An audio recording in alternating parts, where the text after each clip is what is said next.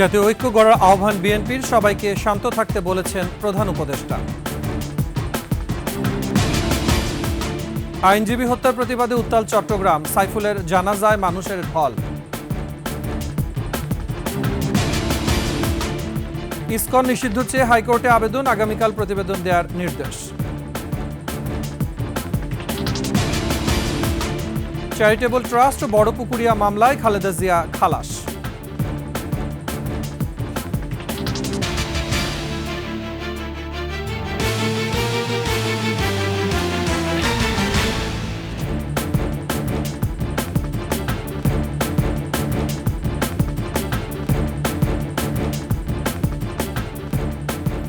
শুনছিলেন সংবাদ শিরোনাম। আমন্ত্রণ ২১ সংবাদে, সাথে আছি মুজাহিদুল ইসলাম।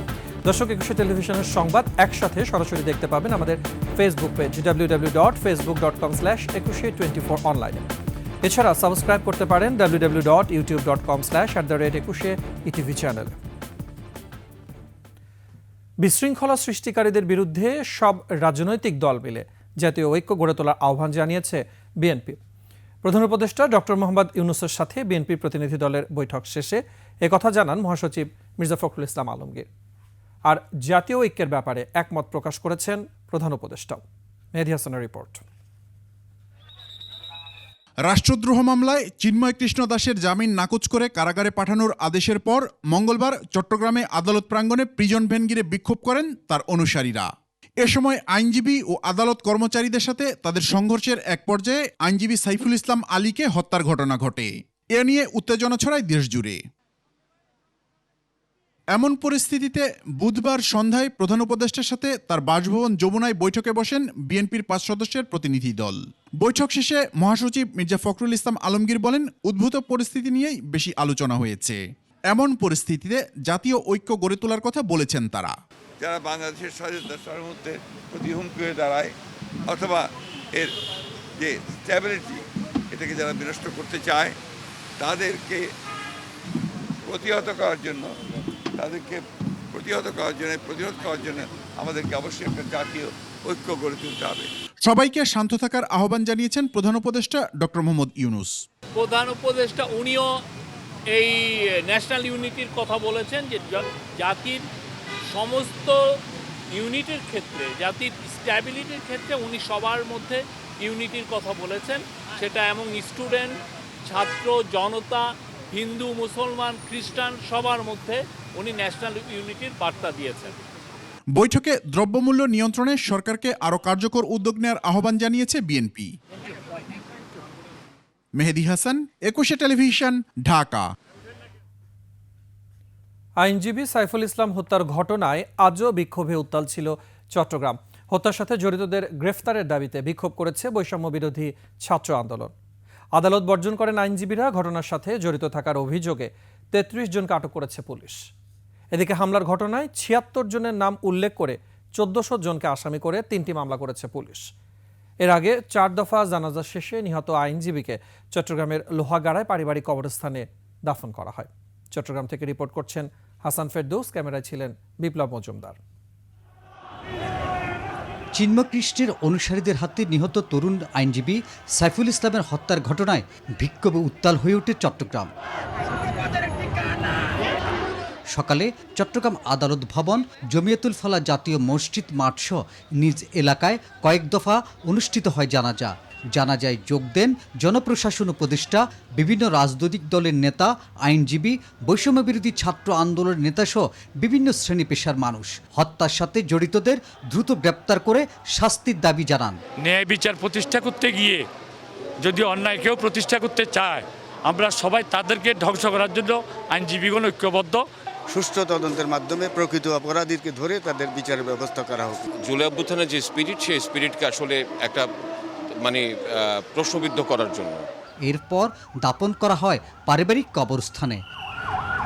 আদালত ভবন চত্বরে চিন্ময় কৃষ্ণের অনুসারীদের তাণ্ডব নিয়ন্ত্রণে আইন শৃঙ্খলা বাহিনীর ভূমিকা নিয়েও প্রশ্ন তোলেন রাজনৈতিক নেতারা। যারা এই দেশের স্বার্থ বিঘ্নিত করে বিক্রি করে দেয়, তারাই এই সন্ত্রাসীদের কাঁধের উপরে ভর দিয়ে এইখানে একটি সাম্প্রদায়িক দাঙ্গা সৃষ্টি করার জন্য তারা অপতৎপরতা চালাচ্ছে।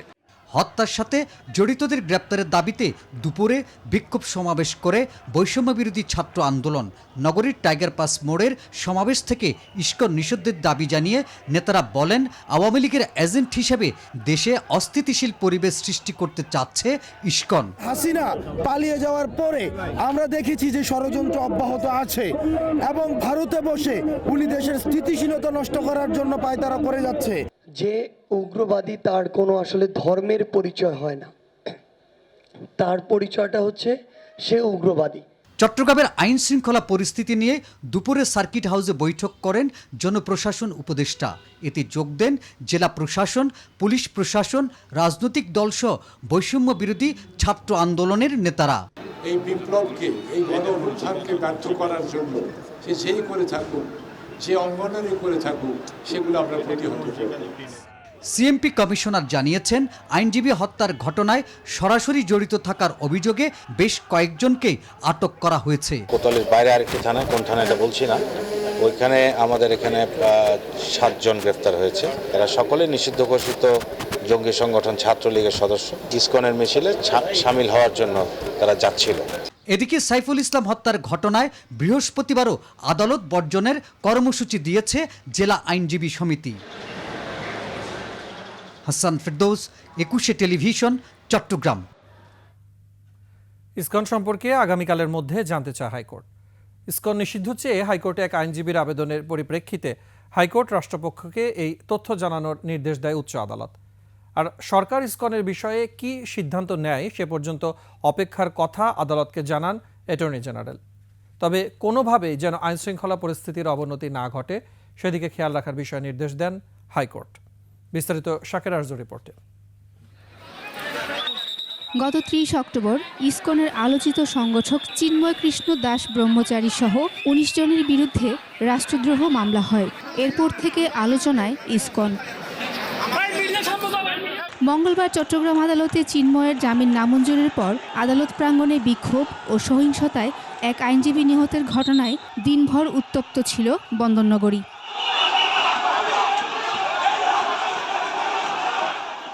ইসকন নিষিদ্ধ চেয়ে এবং যে কোনো অপ্রীতিকর পরিস্থিতি এড়াতে চট্টগ্রাম ও রংপুরে জরুরি অবস্থা জারির নির্দেশনা চেয়ে হাইকোর্টে আবেদন করেন এক আইনজীবী। বিষয়টি স্পর্শকাতর হওয়ায় রাষ্ট্রের সর্বোচ্চ আইন কর্মকর্তা অ্যাটর্নি জেনারেলকে ডেকে পাঠান আদালত। অ্যাটর্নি জেনারেল বলেন, সরকার কি সিদ্ধান্ত নেয় তার জন্য অপেক্ষা করতে হবে। এই সংগঠন রেজিস্টার্ড কিনা, এই সংগঠন নিষিদ্ধ হবে কিনা, এই সংগঠনের বিরুদ্ধে কি ব্যবস্থা নেওয়া হবে, এই সংগঠনের অস্তিত্ব কি, এই সবগুলো বিষয় সরকারের পলিসি ডিসিশন এবং সরকার এটা খোঁজখবর নিয়ে যথাযথ আইনিভাবে এটাকে দেখবেন। সব কিছুই আদালতের সামনে এসে সুমোটো নিষিদ্ধ করতে হবে। এই প্রক্রিয়ার সাথে আপনাদের জুডিশিয়াল রিভিউয়ের যে অ্যাকশন সেটা যাওয়া উচিত না বলে আমি মনে করি। এ সময় আদালত বলেন, তারা উদ্বিগ্ন আইনশৃঙ্খলা পরিস্থিতি কেউ যাতে অবনতি করতে না পারে। এই ঘটনা একটি ক্রিমিনাল অফেন্স। সরকার গুরুত্ব সহকারে এই ঘটনাটিকে দেখছেন এবং এইটার যথাযথ আইনি পদক্ষেপ সরকার নেবেন। ইসকন ও সাম্প্রতিক ইস্যুতে সরকারের পদক্ষেপ কালকের মধ্যে জানাতে বলেছেন হাইকোর্ট। আমাদের বক্তব্যে সন্তুষ্ট। আদালত বললেন যে ঠিক আছে, কতটুকু প্রোগ্রেস আছে কালকে একটু সকালে ওনাদেরকে জানাতে বলেছেন, আমি জানাবো। আইনজীবীর মৃত্যুর বিষয়ে অ্যাটর্নি বলেন, একজন আইনজীবী মারা গেলে হৃদয়ে রক্তক্ষরণ হওয়াটাই স্বাভাবিক। এদিকে আইনজীবীর মৃত্যুর ঘটনায় বিক্ষোভ সমাবেশ করেছে জাতীয়তাবাদী আইনজীবী forum. Shaker Arzu, 21 television, Dhaka. Zia charitable trust দুর্নীতি মামলায় খালেদা জিয়া সহ সব আসামি সাজা বাতিল করে খালাস দিয়েছেন হাইকোর্ট। একই সঙ্গে বড়পুকুরিয়া কয়লাখনির দুর্নীতি মামলা থেকে বেগম খালেদা জিয়া, সাবেক মন্ত্রী আলতাফ হোসেন চৌধুরী, ডক্টর খন্দকার মোশাররফ হোসেনকে খালাস দিয়েছেন নিম্ন আদালত। শাকের আরজুর আরও একটি রিপোর্ট। 2011 সালের 8 আগস্ট জিয়া চ্যারিটেবল ট্রাস্ট নামে 3,15,43,000 টাকা আত্মসাতের অভিযোগে খালেদা জিয়া সহ 4 জনের নামে মামলা করে দুদক। মামলার অপর আসামিরা হলেন জিয়াউল ইসলাম, মনিরুল ইসলাম খান, খালেদা জিয়ার সাবেক রাজনৈতিক সচিব হারিস চৌধুরী। এদের মধ্যে হারিস চৌধুরী পলাতক অবস্থায় মারা যান। 6 বছর আগে জজ আদালত এই মামলার রায়ে খালেদা জিয়াকে 7 বছরের কারাদণ্ড এবং 10 লাখ টাকা অর্থদণ্ড দেয়। বুধবার বিচারপতি মোহাম্মদ আসাদুজ্জামানের নেতৃত্বে দ্বৈত বেঞ্চ খালেদা জিয়া সহ সব আসামির দণ্ড বাতিল করে রায় দেন। মামলাটি রাজনৈতিক উদ্দেশ্য প্রণোদিতভাবে করেছেন। আদালত আমাদেরকে শুনেছেন। দুদকের পক্ষ থেকে আইনজীবী খুব ভেহেমেন্টলি অপোজ করেছেন। এই সাবমিশনের আইনগত ভিত্তি রয়েছে, সেই জন্য আমি আপিলটি মঞ্জুর করলাম, অর্থাৎ অ্যালাউ করলাম। এই টোটাল কেসের 32 সাক্ষীর মধ্যে শুধু এফআইআর বা চার্জে বললেই হবে না ক্ষমতার অপব্যবহার, এইটাকে সাক্ষী দিয়ে প্রমাণ করতে হবে। খালেদা জিয়াকে রাজনৈতিকভাবে হয়রানি করার জন্য অসৎ উদ্দেশ্য নিয়ে মামলাটি করা হয়েছিল বলে অভিযোগ করেন তার আইনজীবীরা। আইনের শাসনের প্রতি আমরা শ্রদ্ধাশীল। দেশনেত্রী বেগম খালেদা জিয়া আজকের এই শর্ট জাজমেন্ট যেটা বলেছেন মহামান্য আদালত আপিল অ্যালাউ করেছেন, আমরা সন্তুষ্ট এবং ন্যায় বিচার দেশনেত্রী বেগম খালেদা জিয়া পেয়েছেন আজকের এই রায়ের মাধ্যমে। এদিকে দিনাজপুরের বড়পুকুরিয়ায় কয়লা খনি দুর্নীতি মামলায় বিএনপির চেয়ারপারসন বেগম খালেদা জিয়া, স্থায়ী কমিটির সদস্য ও সাবেক মন্ত্রী খন্দকার মোশাররফ হোসেন এবং ভাইস চেয়ারম্যান ও সাবেক মন্ত্রী আলতাফ হোসেন চৌধুরীকে খালাস দিয়েছেন আদালত। 1/11 পরে এই মামলাটি আমাদের বিরুদ্ধে একটি মিথ্যা মামলা, বানোয়াট মামলা দেওয়া হয়েছিল। এই অন্যায়ের অত্যাচারের স্টিম রোলার সহ্য করে আমরা কিন্তু মাঠে টিকেছিলাম। ঢাকার বিশেষ জজ আদালত 2-এর বিচারক আবু তাহের এ আদেশ দেন। তাদের বিরুদ্ধে বিজ্ঞ আদালত অভিযোগ গঠন করার মতো মামলার এজাহার, চার্জশিট এবং সাক্ষীদের বক্তব্য পর্যালোচনায় কোনো রকম প্রাথমিক অর্থাৎ প্রাইমা ফেসি কোনো কেস না পাওয়ায় তাদেরকে এই মামলার দায় হইতে অব্যাহতির আদেশ প্রদান করেছেন। জিয়া অরফানেজ ও চ্যারিটেবল 2 মামলায় দণ্ডিত সাবেক এই প্রধানমন্ত্রী 2020 সাল থেকে সরকারের নির্বাহী আদেশে সাময়িক মুক্তি পান। গণ অভ্যুত্থানে আওয়ামী লীগ সরকারের পতনের পরদিন 6 আগস্ট খালেদা জিয়ার দণ্ড মওকুফ করেন রাষ্ট্রপতি। শাকেরা আরজু, একুশে টেলিভিশন, ঢাকা। সংবাদের সময় হচ্ছে একটা বিরতির। ফিরে আসার পরে অন্যান্য খবরের সাথে আরও যা থাকছে। রায় জিয়াউর রহমানকে নিয়ে আপত্তিকর বক্তব্য, বিচারপতিকে ডিম ছুড়লেন আইনজীবীরা। বিরতির পর আবারও আমন্ত্রণ একুশে সংবাদ। রায় জিয়াউর রহমানকে নিয়ে আপত্তিকর মন্তব্য করায় বিচারপতি আশরাফুল কামালকে ডিম ছুঁড়েছেন আইনজীবীরা। এই ঘটনায় বিচারপতি এজলাস থেকে নেমে যেতে বাধ্য হন।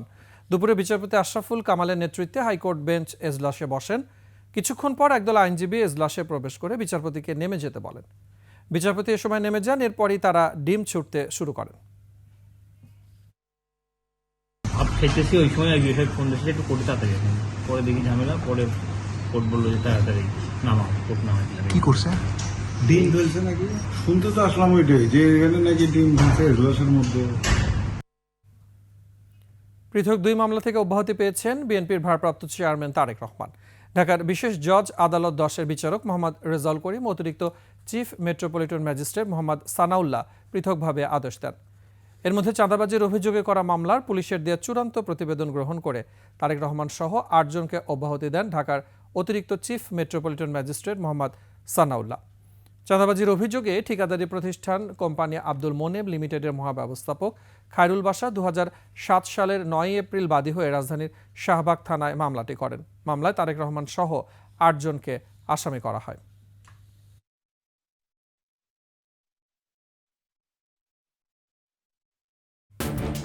বিরতির পর আমন্ত্রণ আরও একবার। এবারে বাণিজ্য সংবাদ।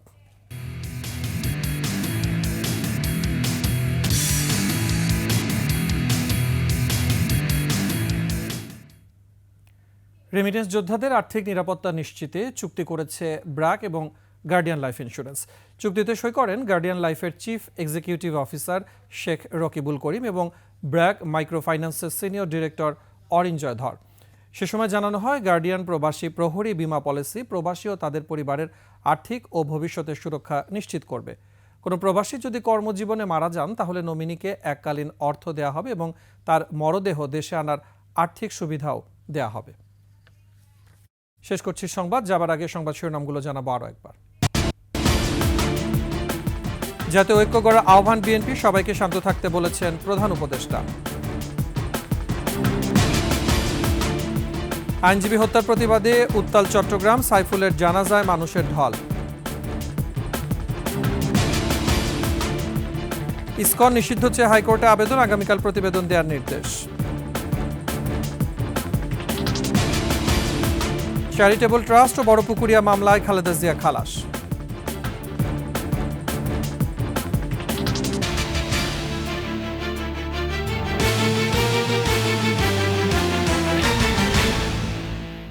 সর্বশেষ সংবাদ জানতে ডায়াল করুন 2021 নম্বরে।